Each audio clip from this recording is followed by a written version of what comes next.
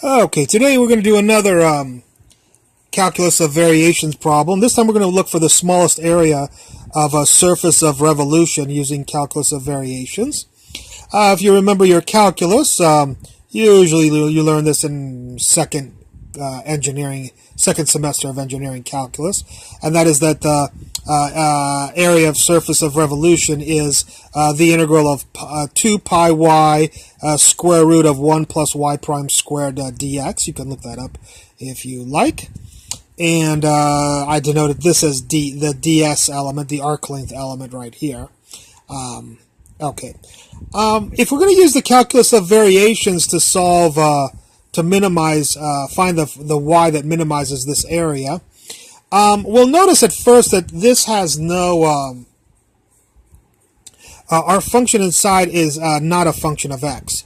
So since it's not a function of x, we'll change the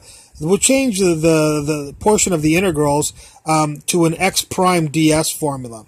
So instead of using the 1 plus y prime and the dx ds formula, we'll use 1 plus x prime squared dy. We'll see that that will make our calculus of variations formula just be a little bit easier to solve. We could do it the other way, but it would be much more difficult. Okie dokie.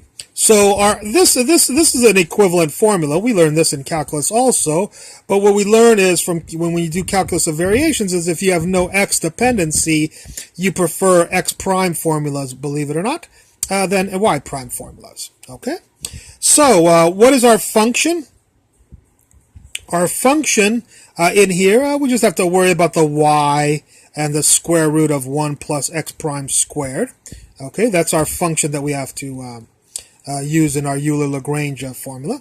And just like we've done in other lectures, Euler-Lagrange requires the derivative of the x prime, not the y prime. It would be y prime if we use the y prime, but since we're using the x prime formula, or the dy, if we use a dy, we have to change it to fx prime. So we need the partial derivative of this with respect to x prime, and if you do that, and I assume you know how to do that, the partial derivative of x prime is this right here.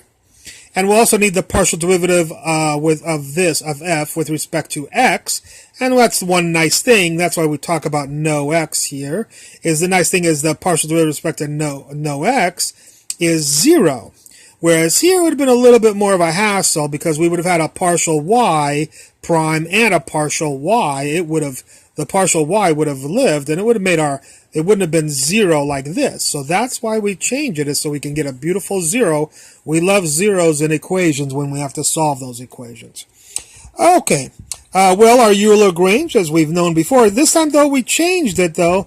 It used to be d dx fy prime.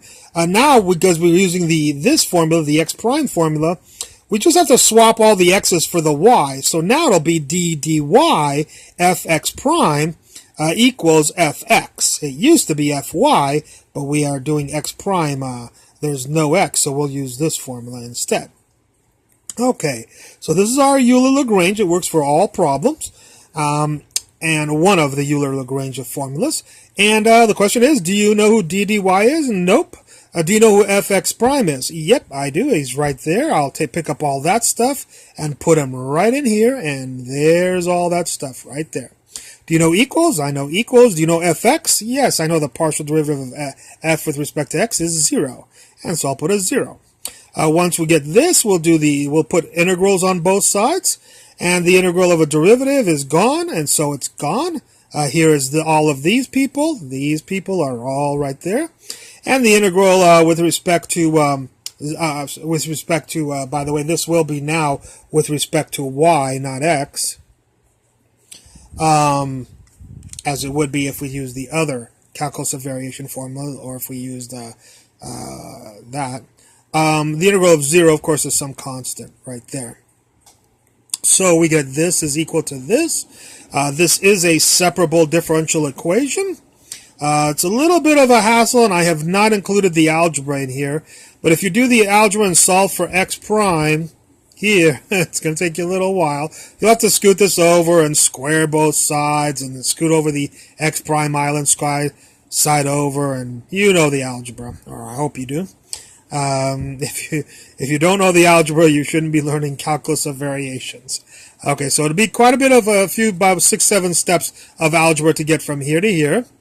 And once you have the x prime is equal to all of the other stuff algebraically, we'll now take we've separated the variables, so we can take the integral of both sides. The integral of x prime with respect to y is just x, and the integral of this with respect to y, there'll be a dy here. As physicists get a little bit lazy, it irritates mathematicians quite a bit, but we understand we're integrating with respect to y. And the integral of respect to y, I haven't done all out for you, but I have the solution here for you.